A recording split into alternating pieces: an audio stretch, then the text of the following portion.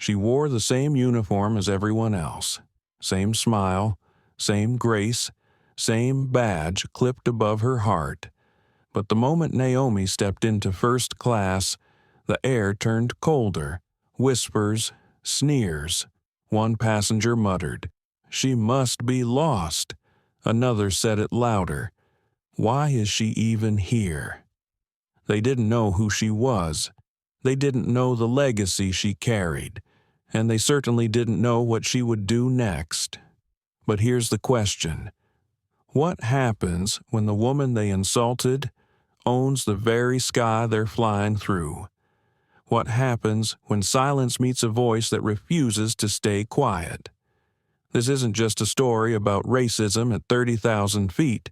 It's about legacy, courage, and the moment when one woman decided that enough was enough, and when she stood up not just for herself, but for every unseen, unheard soul on that plane the world would watch.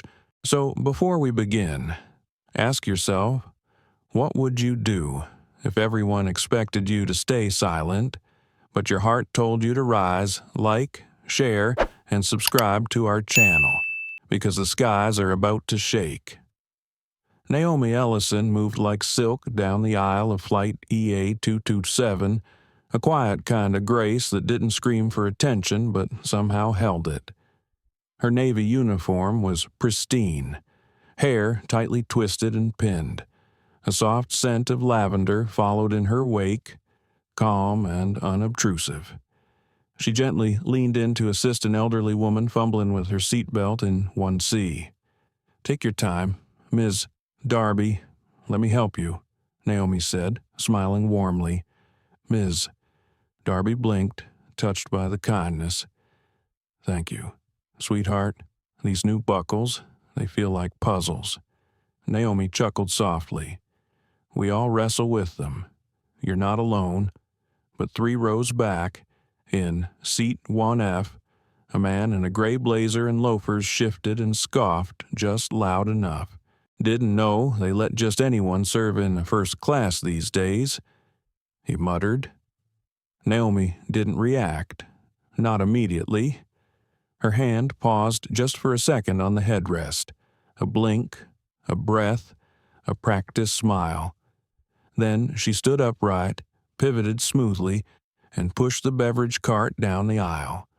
Inside, however, her chest nodded. The voice, the tone, it wasn't new. Not to her.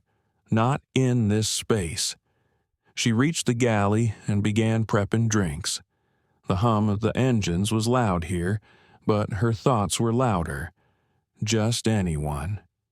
He didn't know her name. He didn't know anything, but he thought he knew enough. First class was half full. The sky outside glowed a peachy gold, cruising at 35,000 feet.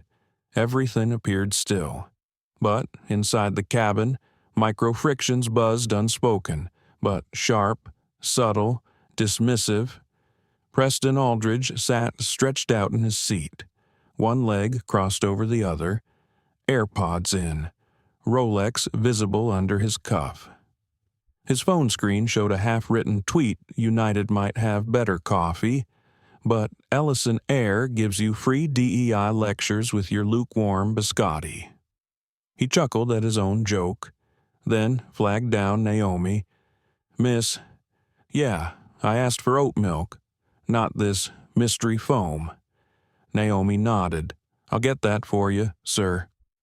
As she turned, he added, "While you're at it, maybe a smile too." Service with a little sparkle. Right, Thomas Reyes, her colleague working the back half of the cabin, heard it as he passed. Their eyes met. Naomi offered a small shrug. "Handled," she mouthed. "Handled." How many times had she handled it? Bit her tongue. Made herself smaller in order to keep the peace. She returned moments later, set down the cup carefully. "Here's your oat milk cappuccino. Let me know if you need anything else." He didn't thank her, just took a sip, smirked. 30 minutes into the flight. Naomi began her final walkthrough of the first-class cabin.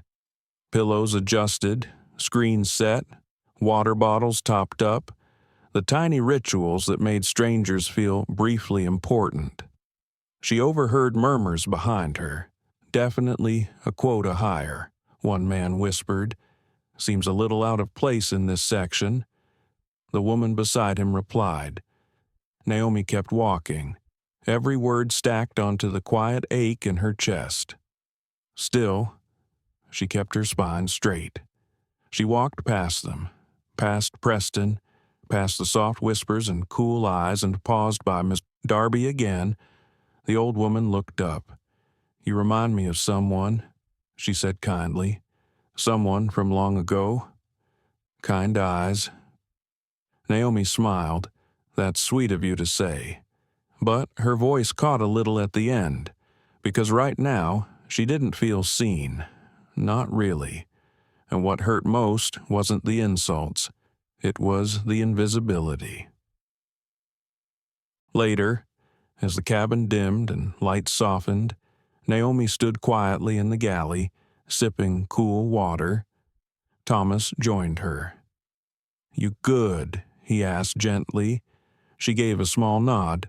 "I'm always good. Doesn't mean you should have to be," he said. That stayed with her, because maybe he was right. As she prepared the snack trays, Naomi glanced down at the golden pin on her uniform Ellison Air.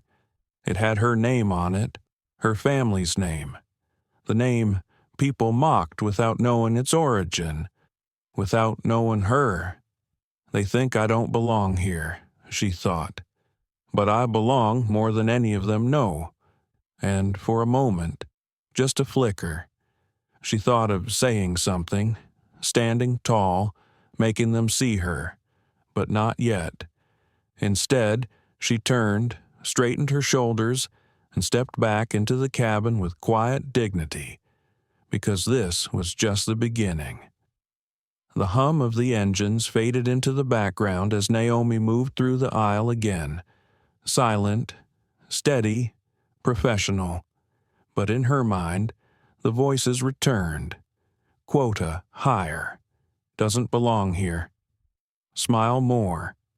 She had replayed those words too many times before, and still, it always hit harder at 35,000 feet.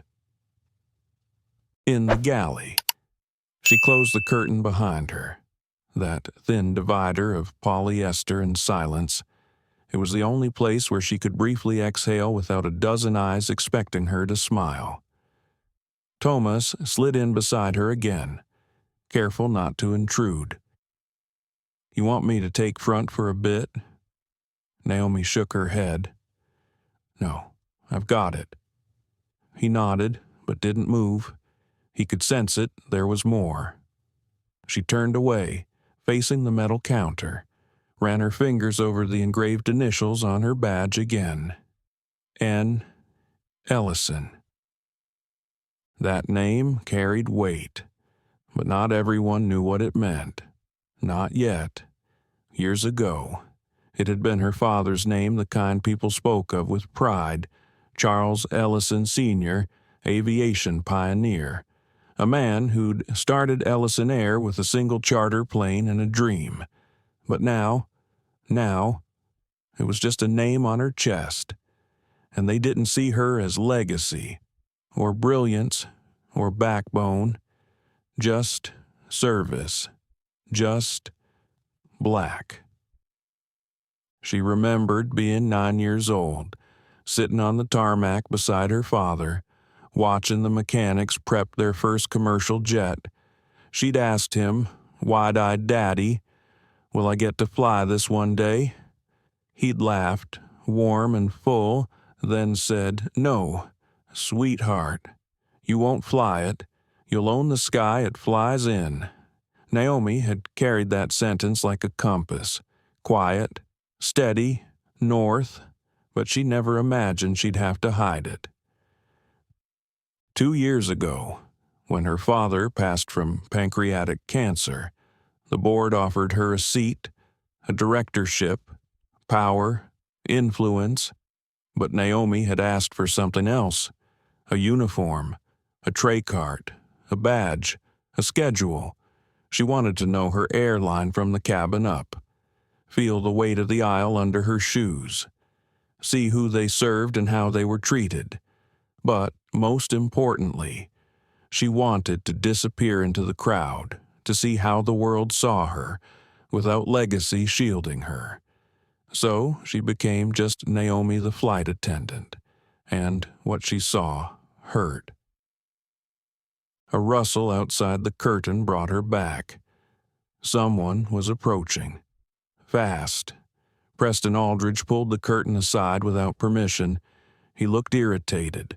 "There's still no Wi-Fi," he said. "Is it too much to expect basic tech to work in first class?" Naomi didn't flinch. "I'll check with the captain, sir. Sometimes altitude affects connectivity." He rolled his eyes. "You know, your tone is always so robotic. Loosen up a little. You're not in boot camp." Thomas stiffened beside her, but Naomi raised a hand. "Understood, sir." "Good." He gave her a condescending smile, then walked away, brushing the curtain as if it offended him. Thomas waited a beat, then quietly asked, "Why do you let him speak to you like that?" Naomi looked down. "Because if I correct him now, it's just a flight attendant getting too sensitive." Thomas crossed his arms, and if he knew who you were, her eyes met his, soft but firm. Then he'd behave, not because he respects people, but because he fears power. Later that evening, as the sky outside shifted to indigo and the cabin lights dimmed, Naomi checked the manifest. She wasn't supposed to care about last names or zip codes, but Preston's profile popped up. Preston R. Aldridge, founder. Bravex Capital primary residence Greenwich, Connecticut preferred seats, aisle, frequent flyer tier platinum elite. She didn't care about his money. She cared about his influence. Men like him wrote the policies, signed the checks, smiled on billboards, and yet on this plane, with his expensive watch and curated complaints, he had no idea who served him. And Naomi wasn't sure whether that made her safer or just invisible. After the last beverage run, she passed by Miss Darby again. The woman was dozing now, a soft shawl around her shoulders. Peaceful. Naomi smiled gently, then returned to her seat in the rear galley and opened her personal journal. Inside was a single folded letter, aged, almost worn out. Her father's final message to her. She never opened it mid-flight, but tonight she needed his voice again. Naomi, if you're reading this, it means the wind has shifted, and I've caught my last flight home. I want you to know you are always more than my legacy. You are my revolution. The world may not greet you with warmth. Sometimes it'll challenge the very air you breathe, but never forget. You don't carry this name to be protected by it. You carry it to protect others who don't have one. Fly high, but walk slow. See everything, hear everyone. And when the time comes, let them know whose wings they rode on. She closed the letter, folded it gently, placed it back in her journal. Then she looked out the porthole at the stars over the Atlantic and whispered, "Soon, Dad. Not yet, but soon." Morning crept into the cabin in quiet gold streaks. Some passengers stirred gently. Others pulled blankets higher, but in first class Preston Aldridge was already wide awake and annoyed. Seriously, he scoffed. This is what passes for breakfast. Naomi stood at his side, hands steady as she offered the tray. Fresh fruit, croissant, And a hot option today, it's spinach and feta omelet with roasted potatoes. Preston didn't look up. He prodded the food with his fork like it had personally offended him. "I paid $2,600 for this seat," he said, voice rising now, "and I'm being served airline spinach by the help." A few heads turned. Seat 2A, directly in front of him, stirred. Naomi's fingers tightened on the edge of the cart.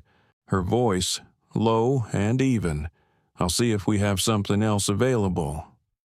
Preston leaned back in his seat, tossed his napkin onto the tray. "Maybe bring someone qualified next time, or at least someone who speaks to customers like we matter." Naomi didn't flinch, didn't raise her voice, but behind her, the passenger in 2A turned. He was tall, late 40s, dressed in a tailored charcoal suit, no tie, clean-shaven, reading a hardcover book. His gaze was calm, piercing. "Excuse me," he said, smooth, controlled. "Did I hear you correctly?" Preston blinked. "Excuse me." The man in 2A set his book down. "You said she wasn't qualified, that she was the help. You said it loudly enough for most of the cabin to hear." Preston laughed nervously. "Now? Well, if it's none of your business, it is my business," the man interrupted, voice still calm. "You see, I'm a shareholder in Ellison Air, a rather large one." That stilled the air around them. Even Naomi looked up, blinking. Preston scoffed. "Right, sure you are." But the man reached into his blazer and pulled out a sleek black wallet. Inside, a platinum ID card with the Ellison Air logo and an unmistakable name, Garrett Thornwell Chairman, Ellison Air Board of Trustees. Silence. Preston shifted uncomfortably. "I didn't realize you didn't realize she was human," Garrett asked, voice like quiet thunder, or just that someone might be listening. Naomi's breath caught. The weight in the cabin changed. Garrett turned to Naomi. "Are you all right, Ms.?" Naomi hesitated. "Just a beat." Then Ellison. "Naomi Ellison." A ripple moved through the air like static before lightning. Preston paled. "Wait." "Ellison." As in Naomi nodded softly. "Yes, that Ellison." More heads turned now. Preston opened his mouth, then closed it. Garrett's eyes never left him. "Perhaps you'd like to apologize," Preston stammered. "Of course I didn't know. I mean, obviously, if I'd known." Naomi raised a hand, stopping him gently. Her voice was soft, but not small. "That's the point. Mr. Aldridge," she said. "You didn't know, and still, you chose to speak like that." Preston's mouth twitched. No clever comeback this time. Back in the galley, Thomas leaned against the counter, wide-eyed. "I just saw Thornwell shut him down like a kindergarten bully." Naomi gave a small, tight smile. "It wasn't about me being the owner's daughter. It was about being seen." Thomas exhaled. "Still, you think they'll all treat you differently?" Now Naomi turned the question over in her mind. Did she want them to? Would she still learn what she came to find if people suddenly saw power, not person, but more than anything? She felt the edge of something shift, like the sky itself had cracked, just enough to let her voice through. Later, Preston approached her sheepishly near the lavatory. "I just wanted to clear the air," he began, tugging at his collar. "Obviously, I didn't mean any offense. You know how travel stresses people out." Naomi listened, expression calm. Then she nodded. "I understand. Mr. Aldridge, I hope the rest of your flight is more comfortable." He blinked, That was it. No grudge, no revenge. But Naomi didn't deal in vengeance. She dealt in dignity.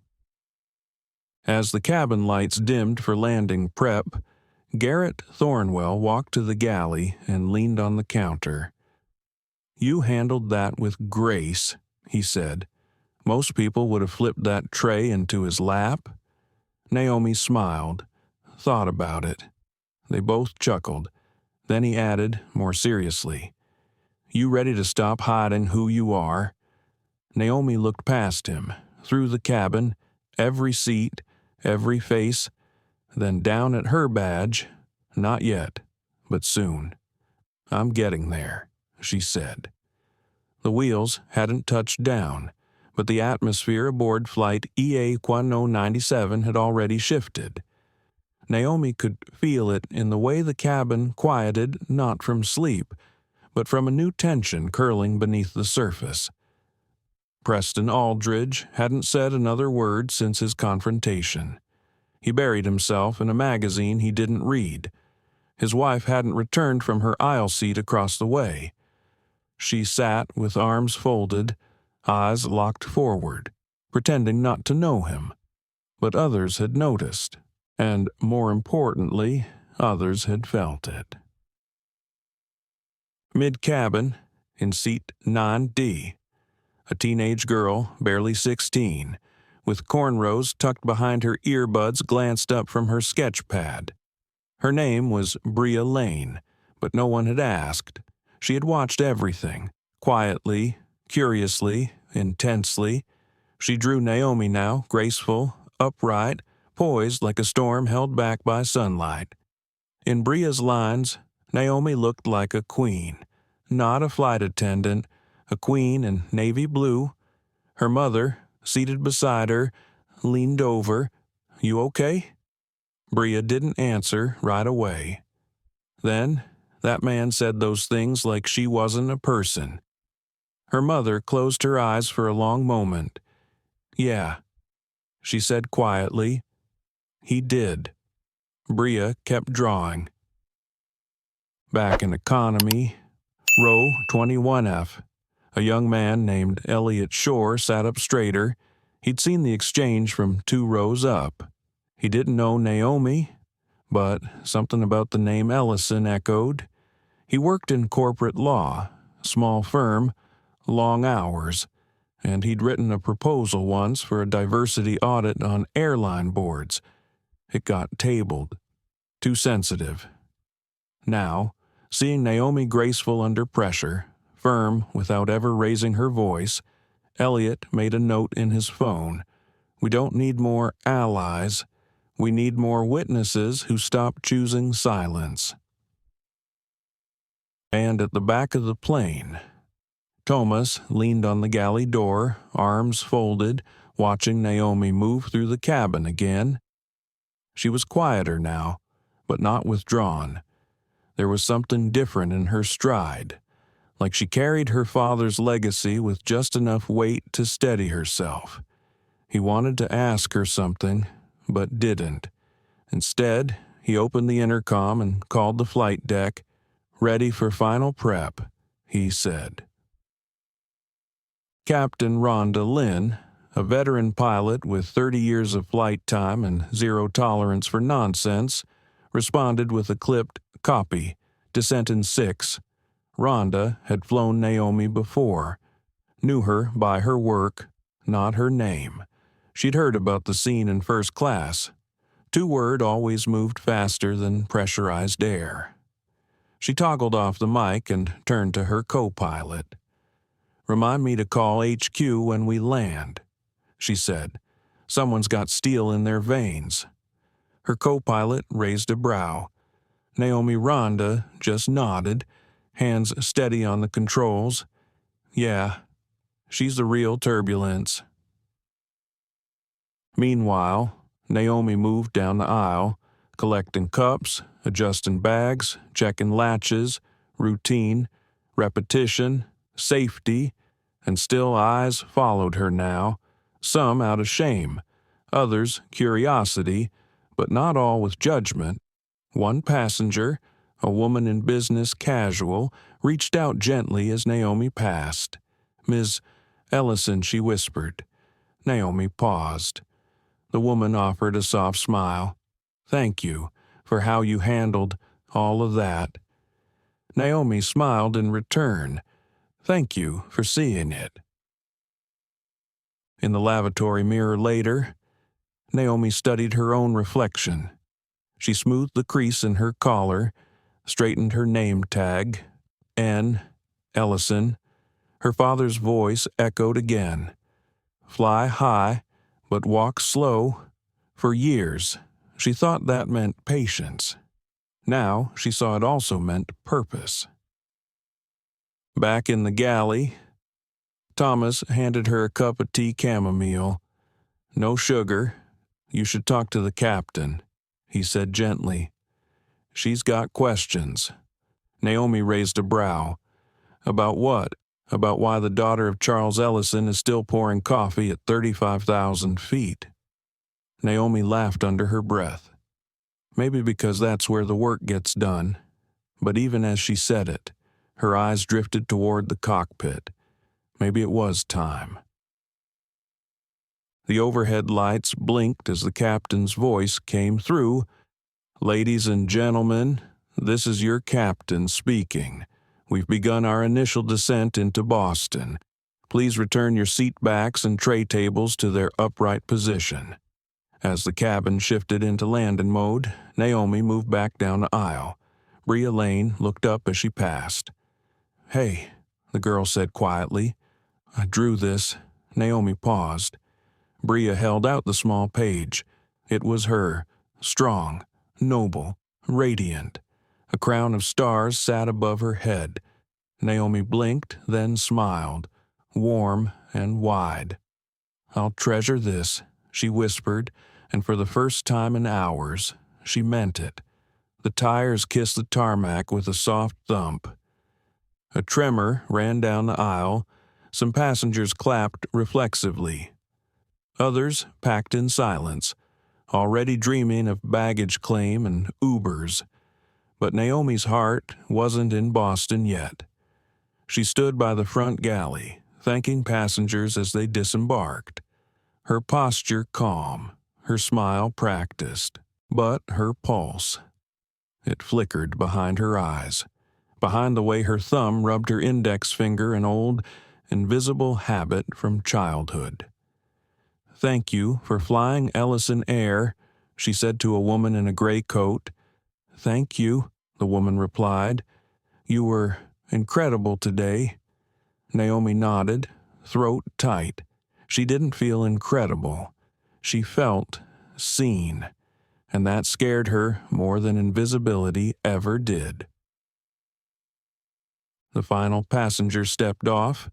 The aircraft fell quiet, like a theater after the curtain dropped.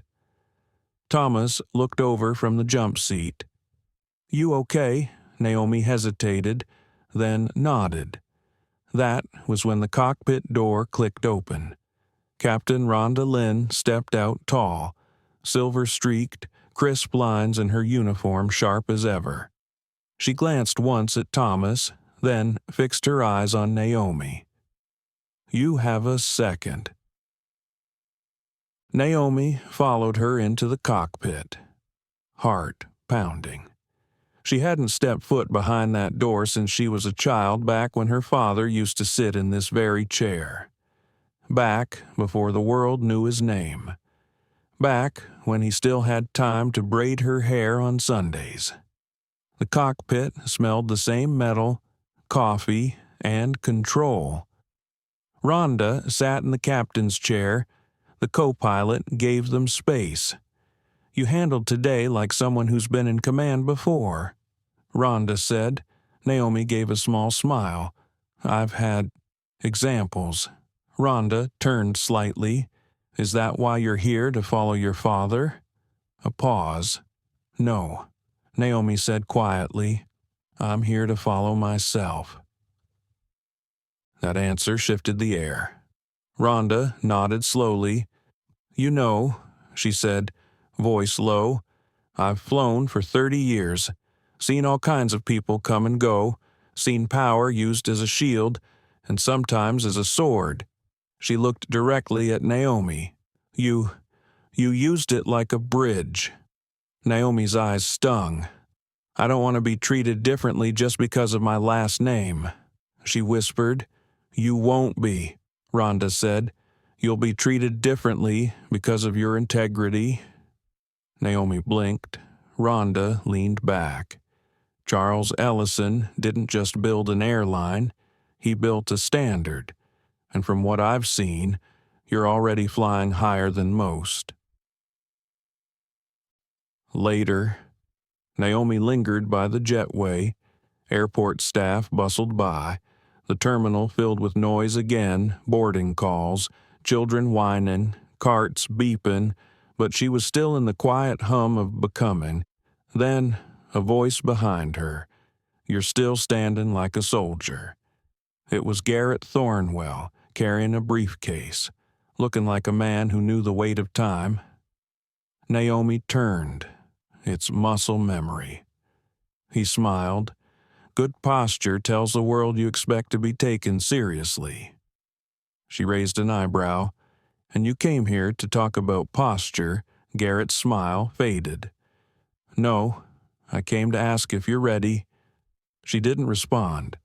Ready for what she asked, though she already knew. Garrett tilted his head to stop flying under radar. She looked past him. Through the glass wall of the terminal, sunlight bounced off a sign Ellison Air built on legacy, driven by purpose. That was her father's motto. But what was hers? Naomi closed her eyes. She remembered how it felt to be judged by strangers who didn't know her name, and how it felt to be defended by someone who did.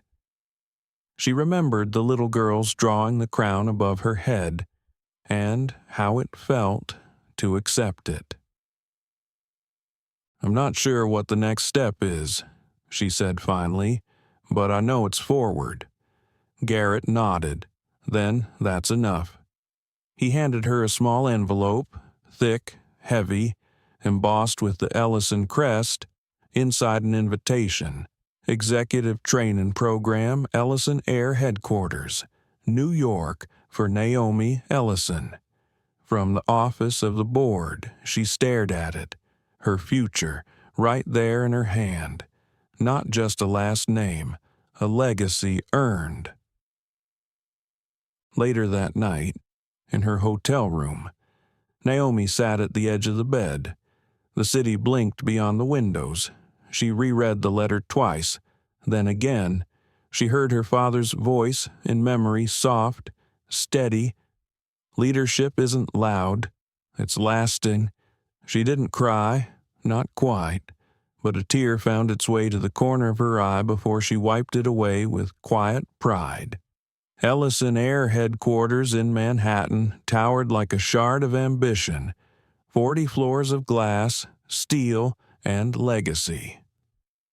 Naomi stood at the base of it, hands still in her coat pockets, eyes tracing the vertical lines like they could tell her who she was about to become. The envelope Garrett had given her felt heavier now, even tucked inside her bag. An elevator dinged, polished marble, echoing heels. Everyone around her moved with purpose. She moved, too. But inside, Naomi Ellison was still searching for the version of herself who belonged here. The lobby guard barely looked up. She hesitated, then lifted her chin. Naomi Ellison. That got his attention. A flicker. Surprise, then respect. Welcome, he said. Executive level, 39th floor. She stepped into the elevator.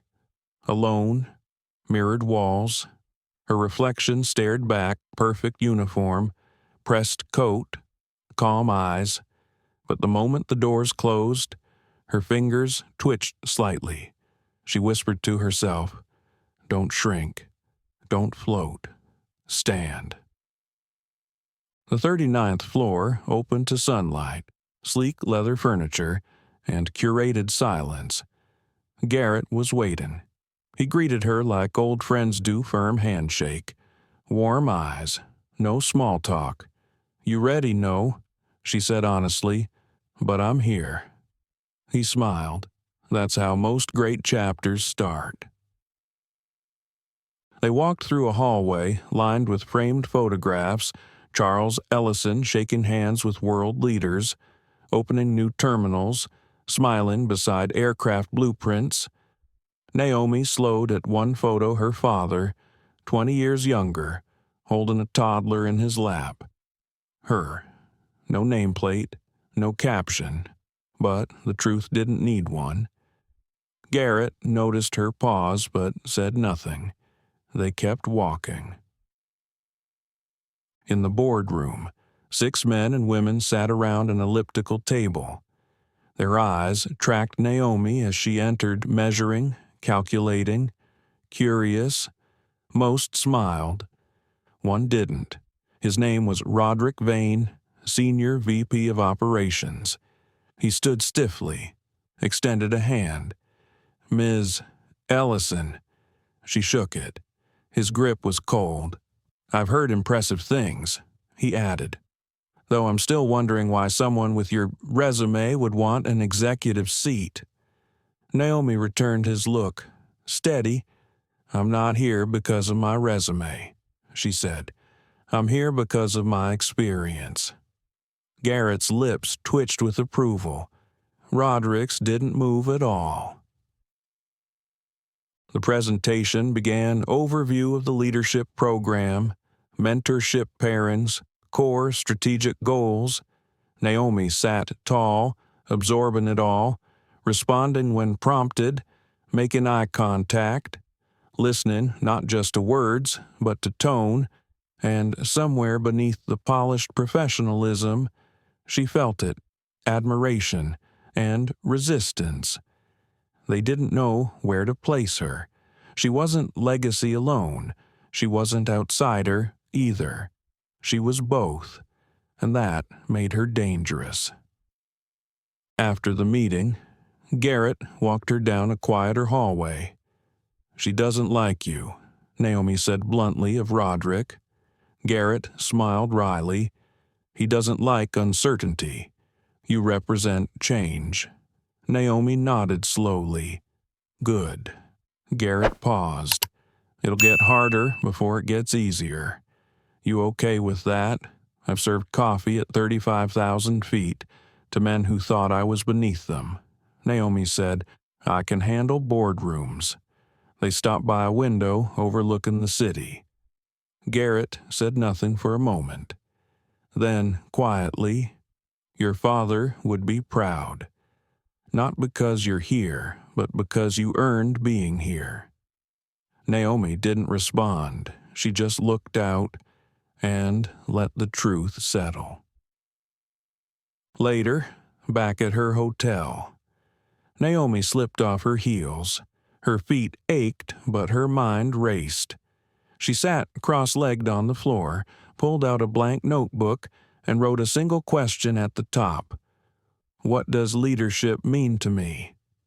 She stared at it for minutes, then wrote, "It means being seen, and still choosing kindness. It means hearing the whispers and walking forward anyway. It means creating space for those who've never had any." She closed the notebook, turned off the lamp, and fell asleep, not with peace, but with purpose. 2 weeks later, Naomi was back where she belonged on board a flight, wind pressing against the fuselage, sky stretching like a quiet witness outside, but she wasn't in a flight attendant's uniform anymore.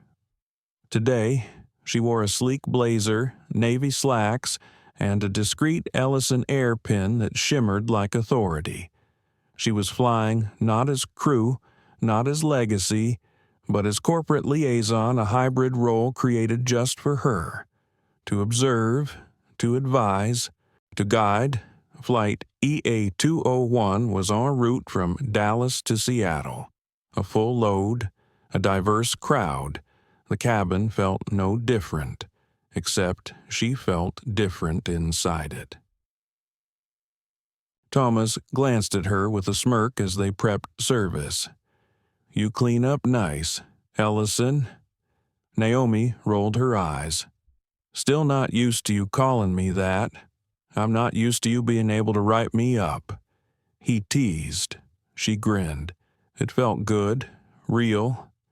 Then came the ding from seat 2A. Naomi turned, walked toward the call light. What she found wasn't an emergency, at least not the kind they trained for. It was a man, white, mid-60s, gold cufflinks, trim mustache, and a face she knew. Carter Whitlow, investor, political donor, Ellison Air Platinum member, and someone who had once spoken at Naomi's father's memorial. He didn't recognize her, not yet, but she remembered everything. "I requested lemon with this," Carter said, gesturing at his untouched tea. Naomi remained calm. "Let me get that corrected for you, sir." He blinked at her. "Ah, you're new," he said with a tight smile. "I haven't seen you in first class before." Naomi didn't correct him, not yet. Instead, she nodded. "I'm here in an oversight role today, sir." Carter leaned back. Oversight. That's what they're calling it now." He chuckled low and condescending. Thomas reappeared with lemon wedges and a fresh cup. Naomi accepted them without a word. But inside, she felt something shift, the old rhythm of dismissal. 20 minutes later, the tension returned. Row 3B, a black teenage boy, 15, maybe 16, was seated alone. Naomi noticed him immediately. He sat too upright, his hands clenched in his lap. A flight attendant named Lena approached with a confused look. "He said he was given an upgrade, but the seat number doesn't match," she whispered. Naomi walked over, crouched beside the boy. "Hey there, I'm Naomi. What's your name, Darius?" he said quietly. She smiled. "Mind if I take a look at your ticket?" He handed it over. Electronic, scanned, correct flight, correct date, seat 27C. Naomi looked into his eyes. He didn't lie. He looked afraid. "What happened? Darius, the lady at the gate, she said my original seat was changed, gave me this boarding pass and said I was upgraded for my birthday." Naomi frowned. "Do you remember her name?" He shook his head, but Naomi had a suspicion and a sinking feeling. She rose, walked to the front. Carter Whitlow was watching, curious. "Something wrong back there?" he asked. Naomi kept walking. In the galley, she checked the digital manifest. 27C, unassigned. 3B, system override, manually changed by N. Keene. Naomi's jaw tensed. Nolra Keene, gate agent from Dallas. She knew the name, knew the pattern. It had happened before. Quiet swaps, random reassignments, all cloaked in plausible deniability. But this was in her airspace, and it was going to stop. Naomi returned to Darius. "You're fine, staying here for now," she said. "You're not in trouble." He nodded. She moved toward Lena, whispered, "Log this, don't move him, copy." She walked to the cockpit, gently knocked. Captain Lynn, a pause. Then the door opened. Rhonda, Lynn turned in her seat, saw Naomi's face, and knew it wasn't routine. "What do you need?" "A call to operations," Naomi said. "There's a pattern I intend to break." After landing in Seattle, 2 airline officials met Naomi at the gate. Within 15 minutes, Naomi had pulled the logs, confirmed the override, filed a report, and requested that Nora Keene be temporarily suspended pending investigation. She didn't do it loudly. She did it with clarity. When Carter Whitlow walked past her in the terminal, he offered a smile. "Quite the day," he said. "Maybe I'll see you again soon. Miss." She looked him in the eye. "Ellison," she replied. Carter froze. She let him, then walked away, shoulders level, heart steady. That night, back in her hotel room, Naomi opened her notebook again. She added a line, "Leadership means stepping in, even when no one's watching." She paused, then added another, "especially when no one's watching." The boardroom at Ellison Air's New York HQ wasn't made for comfort. It was made for power. Curved glass walls framed the skyline. A long mahogany table stretched the length of the room, lined with high-backed leather chairs. At its head sat Garrett Thornwell. Beside him, a vacant seat, the one reserved for Naomi. She hesitated before sitting. Her heart thudded once, low and deep. This was her first time at the summit, not as a guest, but as a voice. "Let's begin," Garrett said, glancing at Naomi with quiet encouragement. Each division head gave updates: revenue, fleet, staffing. When it came to policy review, Garrett turned to Naomi. "Naomi's team is compiling a bias intervention protocol following the incident on EA 201, he said. "Naomi." She stood, calm, clear. "We're implementing a verification system for all last-minute seat changes," she began, "especially upgrades and downgrades. No overrides without supervisor approval. Additionally, we're launching a reporting line for passengers who feel mistreated, anonymous, efficient, human-led." Around the table, some nodded, others didn't. Then came the voice Naomi expected and dreaded. Roderick Vane, Senior VP of Operations. "I'm curious, Ms. Ellison," he said, eyes narrowed. "Are we now elevating anecdotal incidents into company-wide overhauls, subtle, elegant, poisoned?" Naomi didn't flinch. With respect, it wasn't anecdotal, she replied. It was systemic behavior caught in a documented pattern. "By a gate agent," he said, "not policy." "Are we punishing the system or a single poor decision?" Garrett interjected. "We're addressing both." But the room had shifted. All eyes were on Naomi, waiting, testing. She could feel it, that old reflex, the one that whispered, "Don't rock the boat," the one that said, "They'll twist your words." But she also remembered Darius, the fear in his eyes, the way silence would have failed him. Naomi exhaled. "I was a flight attendant on over 1,000 flights," she said, voice calm. "I've seen people like Darius treated as errors for years. The pattern isn't in a single override, it's in who gets overlooked, who gets removed, who's labeled a mistake." The room was silent. Then someone shifted. Elena Park, VP of International Strategy, nodded. "Well said." Roderick leaned back, fingers steepled. "Just hope it doesn't come off as overreach," he murmured. Naomi held his gaze. "I'm not reaching," she said. "I'm reclaiming space." That ended the exchange, but the tension lingered. After the meeting, Elena approached her in the hallway. "You handled that well," she said. "Roderick's old school. He tests everyone. You passed." Naomi smiled slightly. "I wasn't trying to pass."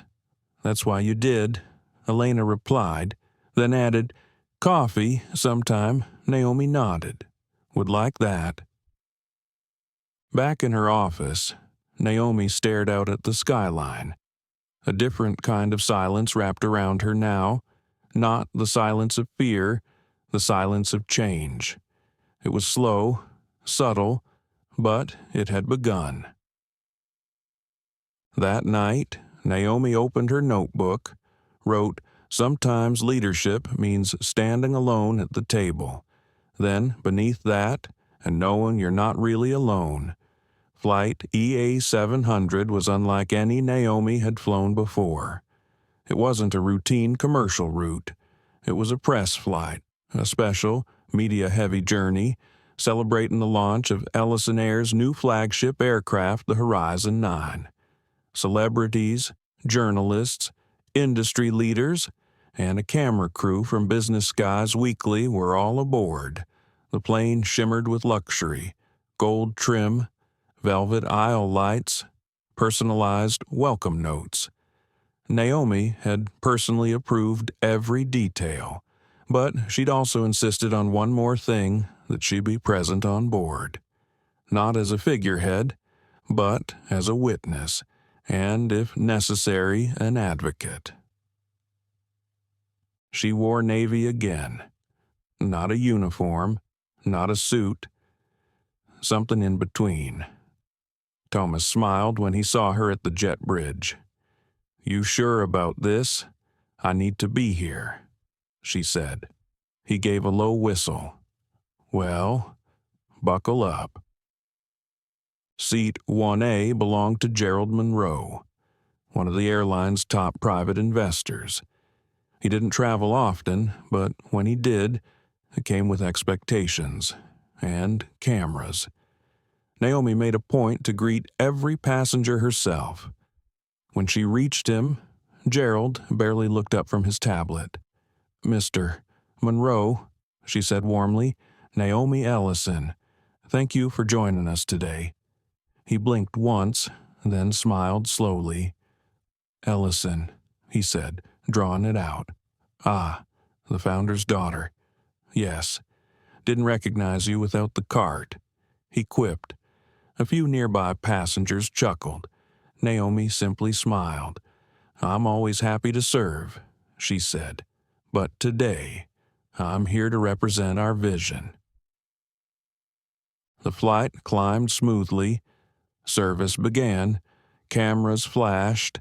Naomi moved through the cabin, chatting with journalists, explaining innovations. Everything was going well until the turbulence. Not in the air, in the aisle. Row 4. A black woman in her 30s, dressed in a smart blazer, stood and asked a passing attendant for assistance. Her seatmate, a white man in a tan blazer, immediately scowled. "She's been fidgeting the whole time," he barked. "Can't she stay in her seat like the rest of us?" The woman froze. She started. "Don't talk over me," he snapped. The cabin hushed. Naomi stepped forward. "Sir, is there a specific issue I can help with?" He turned, arrogant, loud. "Yeah, I paid top dollar to be here. I don't need someone making it feel like a bus ride."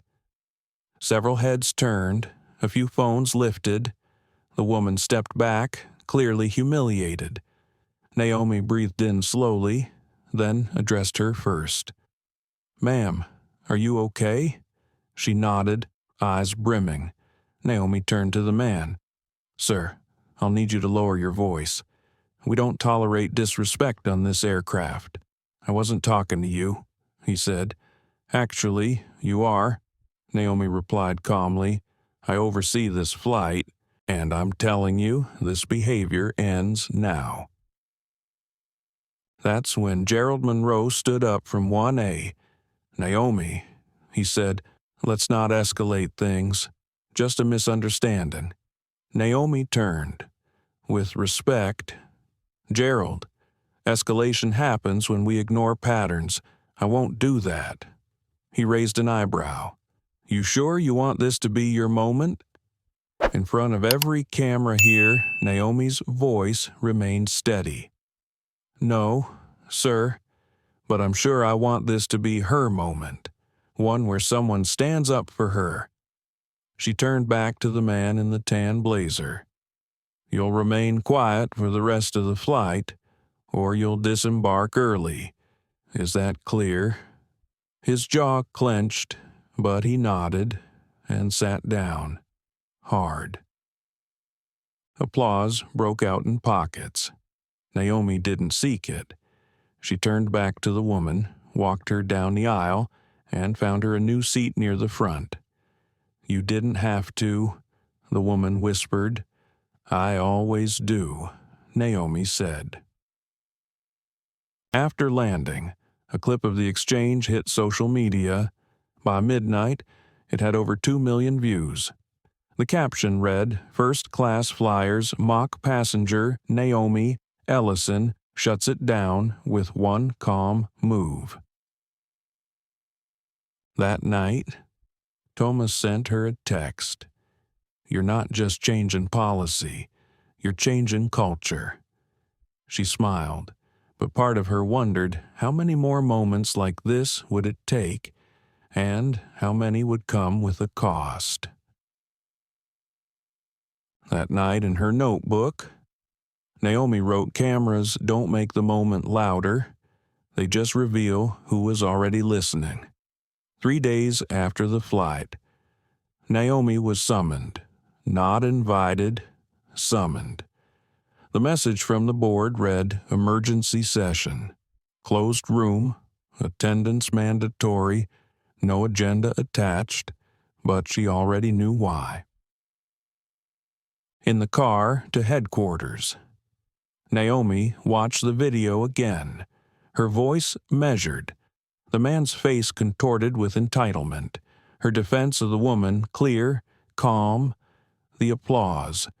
It should have reassured her, but what echoed in her head was Gerald's warning. "You sure you want this to be your moment?" She hadn't wanted a moment. She wanted a shift, but now, was she becoming the moment? The boardroom was full. Garrett Thornwell sat at the head again, face unreadable. Gerald Monroe was already seated, expression cool, arms crossed. Naomi took her place. No one smiled. Gerald opened. "The clip has 6.4 million views now," he said. "We've been in 5 national papers and 2 morning shows. Some are calling it inspiring." He paused. "Others are calling it reckless." A few murmurs followed. Naomi stayed silent. Then Roderick Vane spoke. "There are concerns," he said. "Concerns that your approach, while well-meaning, is branding Ellison Air as a battleground for identity politics." Naomi felt the words hit. Battleground, identity, politics. Always the same tools. To make truth feel messy. To make standing up look dangerous.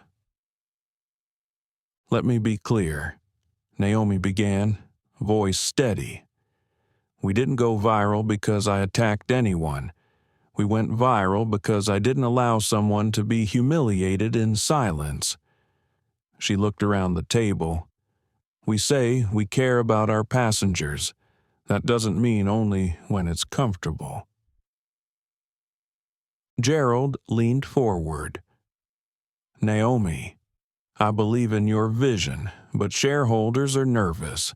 Some are questioning if your personal style is clouding your executive judgment."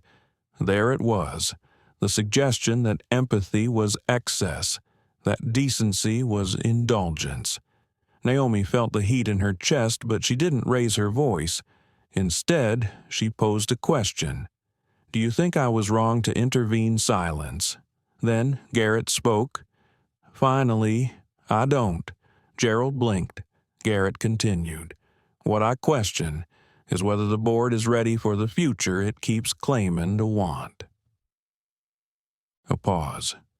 Then Elena Park added, "If our brand can't handle dignity and backbone, then maybe we need to rethink who we are, not just how we fly. Naomi inhaled, not relief, but something like resolve. Later, Garrett found her in the break room. "Don't let them shake your center," he said. "They're not." She replied, but she wasn't sure that was true. That night, Naomi lay awake for hours. Questions churned. Was she too bold, too visible, too herself? Then she remembered the woman in the blazer on EA 700, the way she'd whispered, "You didn't have to," and the way Naomi had said, "I always do." No one had scripted that. It had just been right. She opened her notebook, wrote, "Leadership doesn't ask permission to be decent," then added, "If clarity has a cost, I'll still pay it." And beneath that, they called it a moment. But it was someone's life. The call came at 2:13 a.m. Naomi was awake barely. Her notebook lay open on the kitchen counter, coffee gone cold. The screen blinked unknown number. She almost let it ring out, but something instinct or guilt made her swipe. A voice, low and uncertain, filtered through the line. "Ms. Ellison." "Yes. Who is this? My name's Kendra Holman. I used to work for your airline, as a crew lead, until last year." Naomi rubbed her eyes. "Okay, what's this about a pause?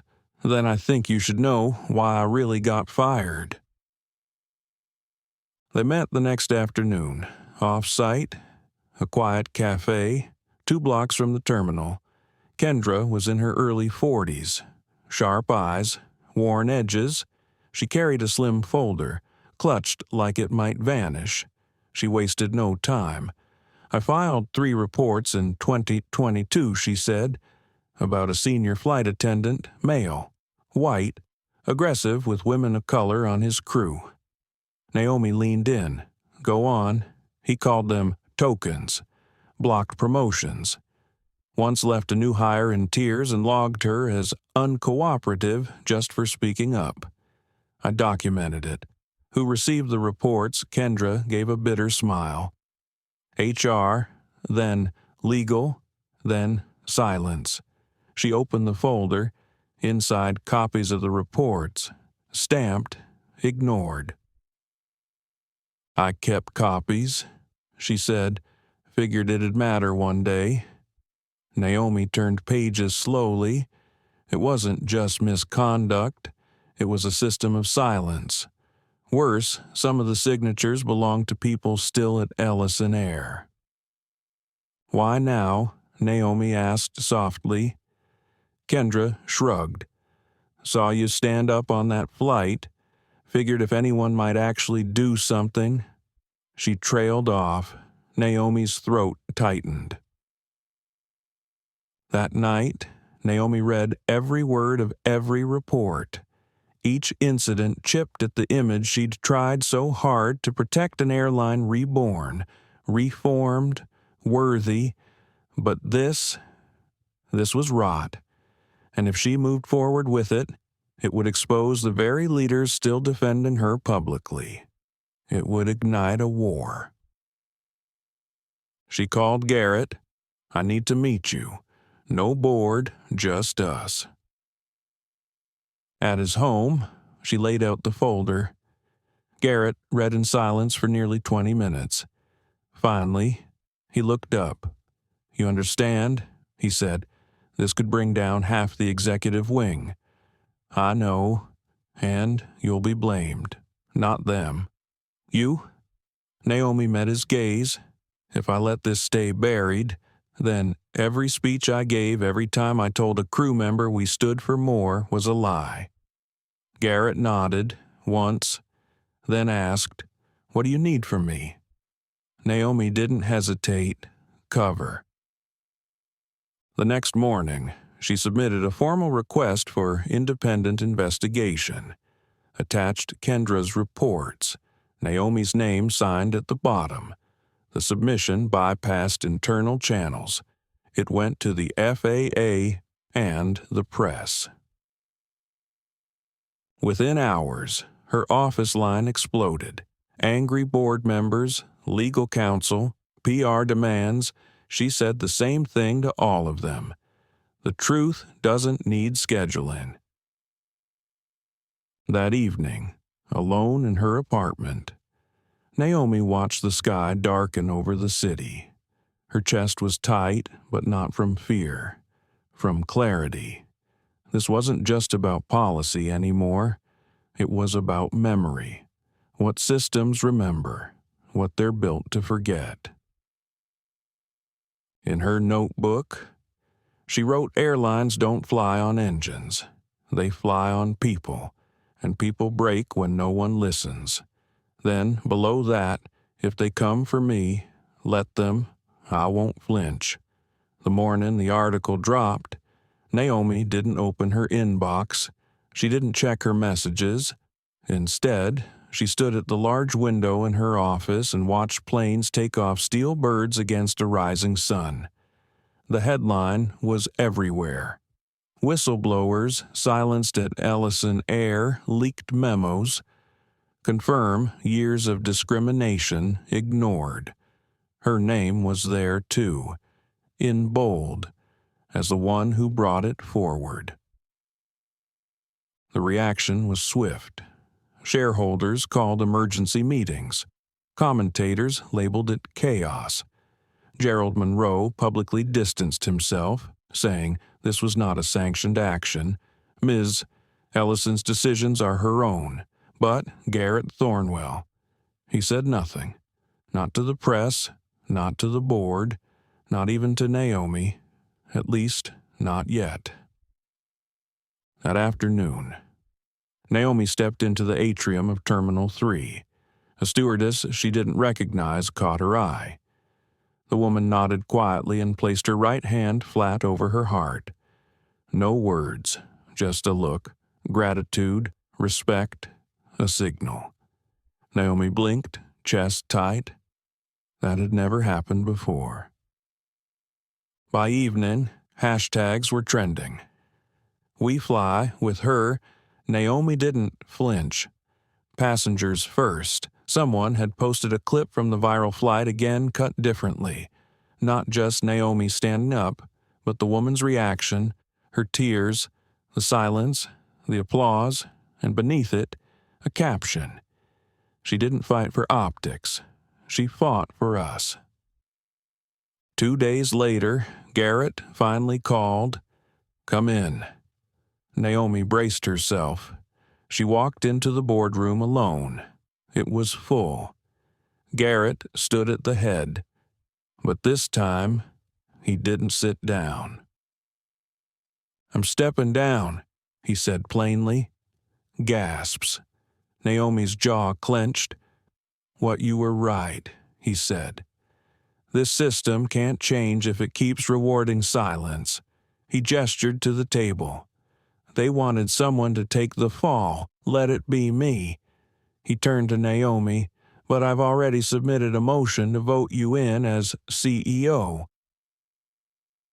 Time stopped. She blinked. "Garrett, you earned it," he said, "with risk, with clarity, with backbone." Then he smiled. "You told us what Ellison could be. Then you proved it." The vote passed. Not unanimously, but enough. More than enough. That night, Naomi stood alone on the tarmac beneath the lights. A single plane lifted off the runway. Wind tugged at her coat. Somewhere inside, a flight attendant was helping a mother settle her child. A pilot was charting their course. A crew member was wiping down a tray table. People, small acts, real power. She remembered something Kendra had said.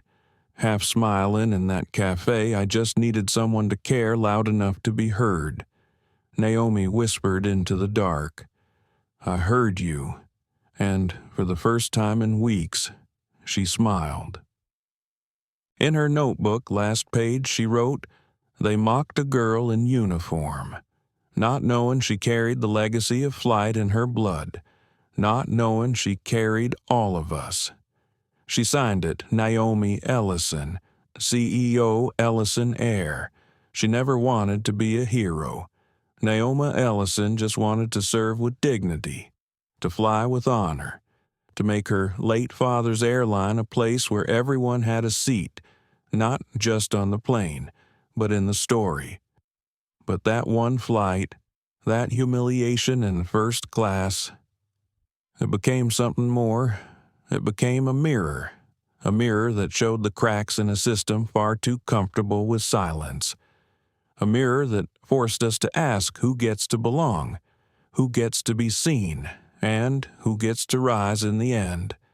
Naomi didn't just claim her place, she changed the game. She reminded us that real power doesn't always shout. Sometimes it stands up quietly and never backs down.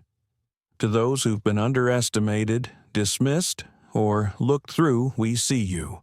To those willing to speak up, even when it costs everything, you inspire us. And to those still watching from the back of the plane, your time is coming. If this story moved you, challenged you, or made you feel anything, don't forget to like, share, and subscribe to our channel. Because here, every voice matters, and the next story might just be yours.